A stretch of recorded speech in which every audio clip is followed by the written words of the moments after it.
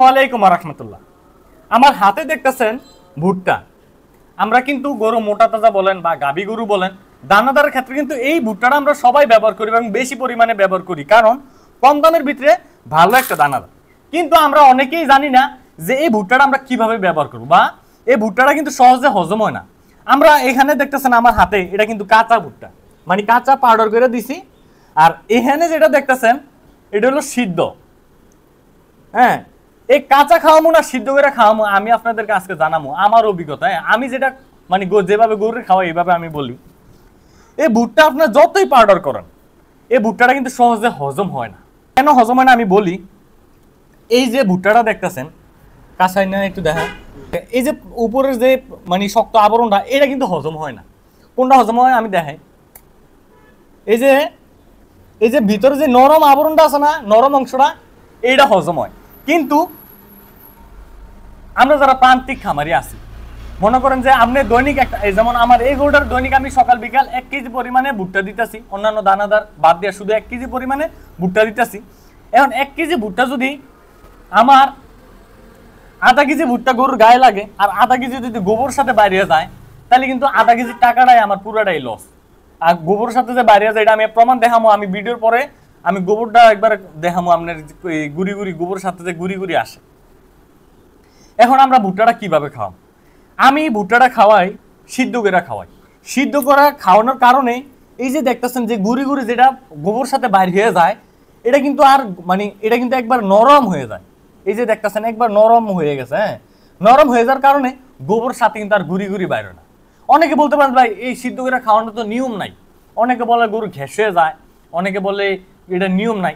দেখেন, যে নিয়মে আমার লস হইব ওইটা আমি নিয়ম মনে করি না, বা আমার প্রয়োজন মনে করি না। আমি যেটা দেখাইতেছি সেটা হলো আমি কেমনে উপকার পাইতেছি, সেটাই আমি আপনাদের সামনে দেখাইতেছি। আপনাদের ভালো লাগলে দেখেন, নাইলে দেখার দরকার নেই। আমার ভিডিও দ্বারা যদি একজন উপকার পায়, এটাই আলহামদুলিল্লাহ।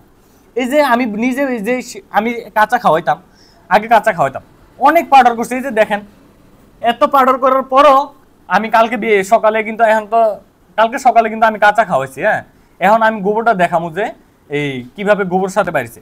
এত পাউডার করার পরও গোবরটা বাইরে যায়। এখন অনেকে আবার অনেকে বলতে পারেন যে ভাই বাজারে তো অনেক প্রকার ওষুধ আছে, হ্যাঁ, ভালো করে হজম করে। ভাই যতই ওষুধে থাকুক, এই ভুট্টাটা যে 100% হজম করবো ওরকম ওষুধ নাই, আমি প্রমাণ করে দেখছি। বাজার প্রফিট আছে, রুমিনি আছে। মনে করেন যে আমি প্রফিট রুমিনি খাওয়াইলে 75% হজম হইব, আবার 25% কিন্তু বাইরে হয়ে যাবে।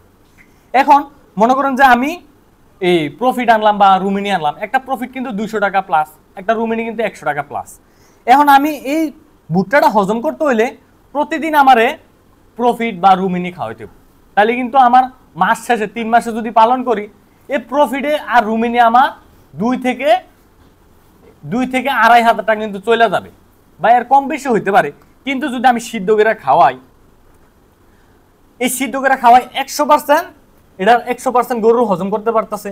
এবং এই ভুট্টা খাওয়াইলে কিন্তু হজম হয় না। যাদের সন্দেহ থাকে আপনারা ভুট্টার মাঝে মাঝে সোডা দিয়ে দিতে পারেন, ইনশাল্লাহ আর ভয় থাকবে না।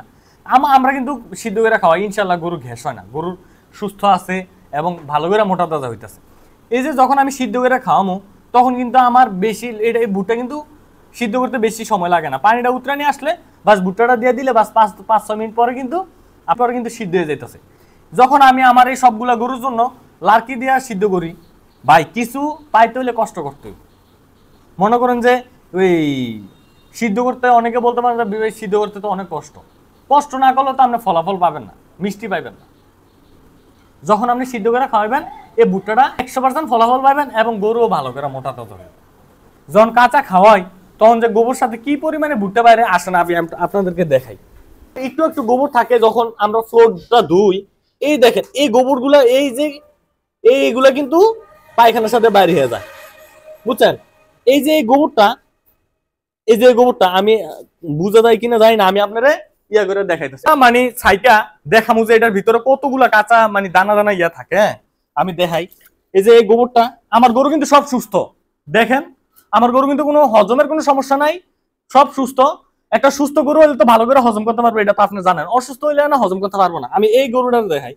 এই যে এই গোবরটা আমি এখানে নিলাম, নিয়ে আমি এখন ভালো করে ইয়া করে দেখবো। হ্যাঁ, আপনাদেরকে দেখাই বইয়া লই। চাও না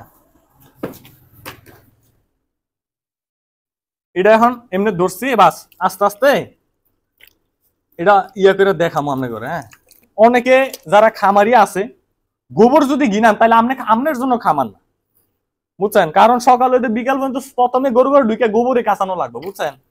এ নেই লইয়া দেখাই আপনাদের, দেখেন মানে এইটুকু গোবরে কতটুকু ধান মানে কাঁচা খাওয়াইলে কতটুকু ভুট্টার গুঁড়া আসা আমি আপনাদেরকে দেখাই। হ্যাঁ, এই যে দেখেন কিনা জানেন, এই যে দেখেন